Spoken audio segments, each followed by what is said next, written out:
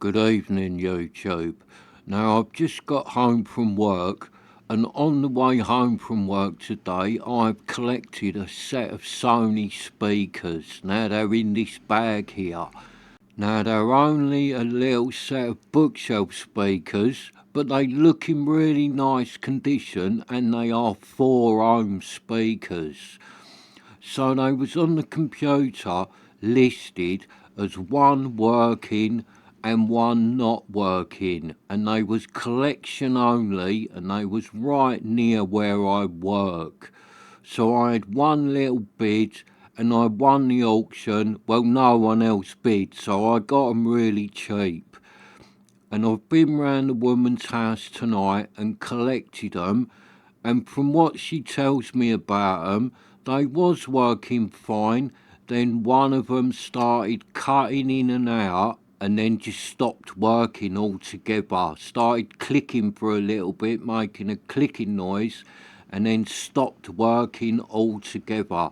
So I've bought 'em, because like I said, I paid no money for these really, and they might be a good little set of speakers. Some of these little Sony bookshelf speakers sound nice on the right amplifier, so I've collected these on the way home from work, and they do look in really nice condition, and they're quite deep as well. They have got a little bit of size to these Sony speakers. They are quite deep, the boxes. So let's take the grills off and have a look at them. And I've already had the grills off, and it looks like they have got a nice quality pair of drivers in them. And the grills, all the little clips are on. There is no damage to these grills, which normally them little plastic bits on the corners, they always break. But on both of these grills, they are in perfect condition. And the speakers look in really good condition. So let's measure them. So they are about 16 centimetres wide. Let's check the height. So they are about 24 centimetres tall. So they're only like normal little bookshelf size, but they are quite deep. That's what I saw about them. These are deeper than a normal bookshelf. You'll see they are 24 centimetres deep. So them boxes have got a bit of depth to them. And you normally find when you get a little bookshelf that's quite deep, you can get a nice sound out of it. It does help the depth of the box. So that driver, that's about 14 centimetres across. So yeah, it's about 14 centimetres. So I'd say they sort of class that as a 5-inch driver. So the tweeter's about 7.5 centimetres, and it's got a 40mm port in the front. So where these are ported out the front, you'll be able to push them quite close up against the wall without affecting the sound, because when they pull out the back, you've got to keep them away from the wall a bit. And as you can see, they are a left and a right speaker, because the tweeters are on opposite sides. So they are a left speaker and a right speaker. And if you look there, look, that is a Kevlar driver, that is. So that is a good quality Kevlar driver. So the little bit of effort's gone into making these speakers, making them a pair with Kevlar drivers in them, and they are 4 ohm as well. So these speakers might be quite decent quality for the price, because these are not going to be an expensive speaker. There is probably loads of these out there. They will not be expensive, and that's what I thought I'd buy them, because I thought it'd be good for the channel, and I want to try and get some stuff on the channel for people just starting out. Because if you haven't got much money and you're starting out, this might be the kind of speaker that you get your hands on. So as you see there, this is the left one, 4 ohm. They have got no power rating on them, so I don't know what the power is yet. I'll have to look that up. I'll look that up and put it in the comments if I can find it. And you can see it's got that little connector there. So that little connector is probably designed to go on a little Sony MIDI system.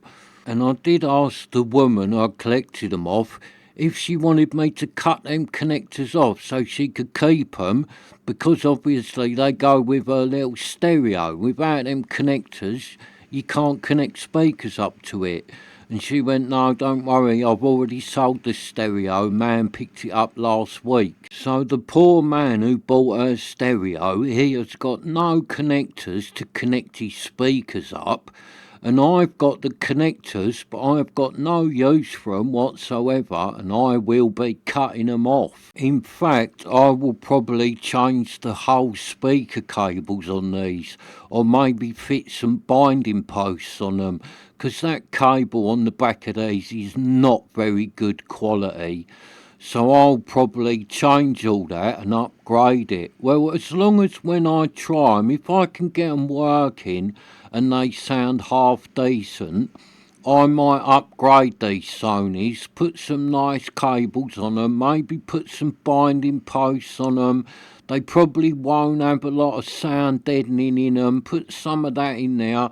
Generally try and really improve the sound of these Sonys, and then it'll be a good one. The people at home who've got a set of these, we can see how we can upgrade them for not much money and try and get them sounding the best they can. Because with that Kevlar driver and these nice deep boxes, I do think there is a bit of potential in these Sonys for a bit of upgrading.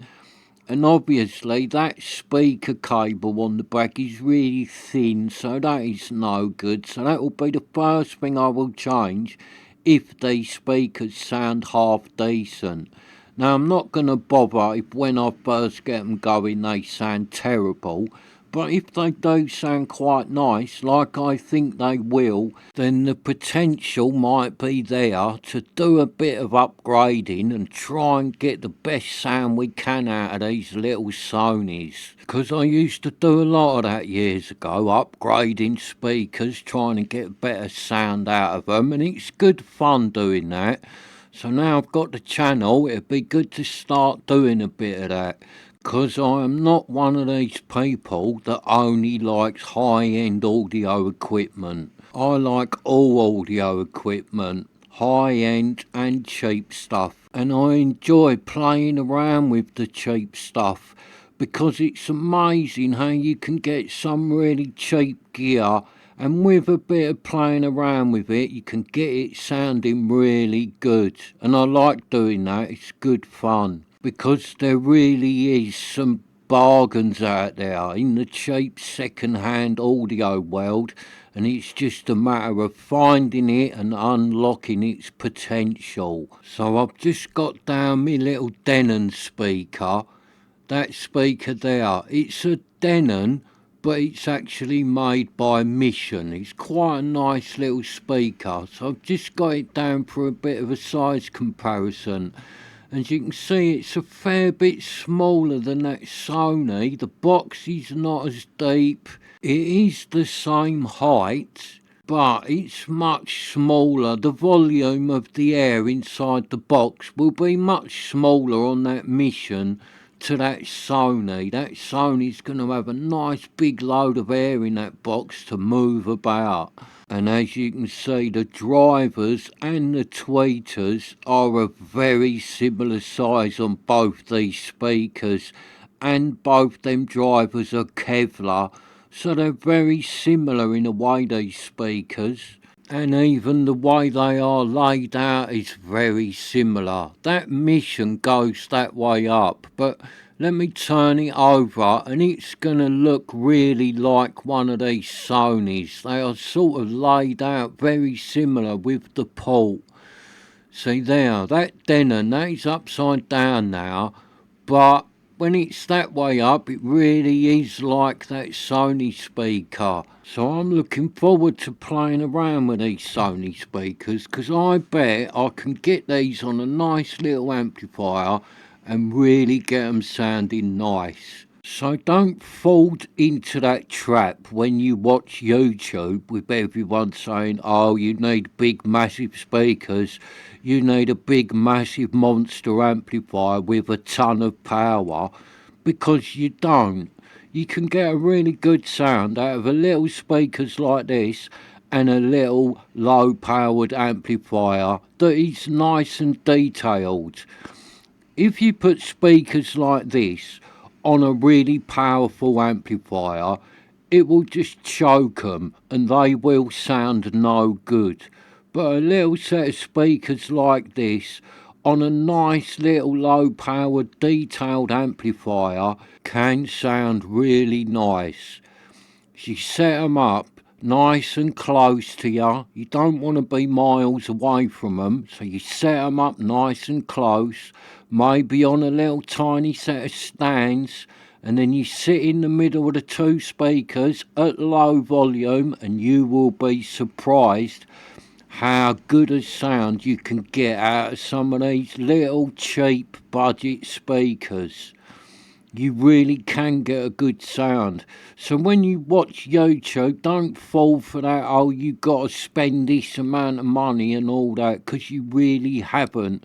There is some good sound to be had at low amounts of money. It's just a matter of playing around with it and finding it. And if you are just starting out, a little set of speakers like this is a great way to learn hi-fi, because like I said, you could sit them in front of you, little pair of stands or a little set of tables or whatever you have got, because you want to sort of get them up head height or get them aiming at your head, and then just play around with the positions of the speaker, and you will learn so much about speaker positioning by doing that. So as you can see there, these Denons are 75 watt and they are 6 ohms, whereas the Sonys are 4 ohms. So back to what I was saying about speaker positioning. If you've never done it before, you should do it.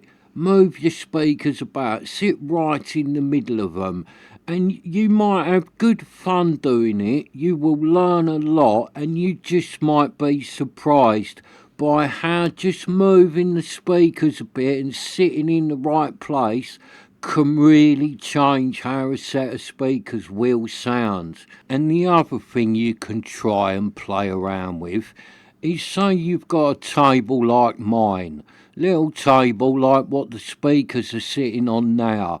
Now obviously if I sit back in my chair, the speakers are not pointing right at my head. So if you just get a book or something like that and just lift the fronts up a little bit so they are pointing at your head, that can really improve the sound of a set of speakers. It really can. It's something so simple, but it really works. I do it if I really want to critically listen to a set of speakers that are on this table. I sit on the floor with my back against the chair, and then my head is at the perfect height for speakers sitting on this little table. And I've had it a lot over the years where I've like gone round someone's house and they've got quite a nice system and a nice set of speakers, and I've gone, oh, them speakers are nice, and they've gone, no, they're not really, they don't sound all that. So I'll be like, well, where do you sit when you listen to music? And they show me where they sit, and I just think, oh, that's so wrong. I'm like, right, do you mind if we have a little play around with it? They're like, no, go on.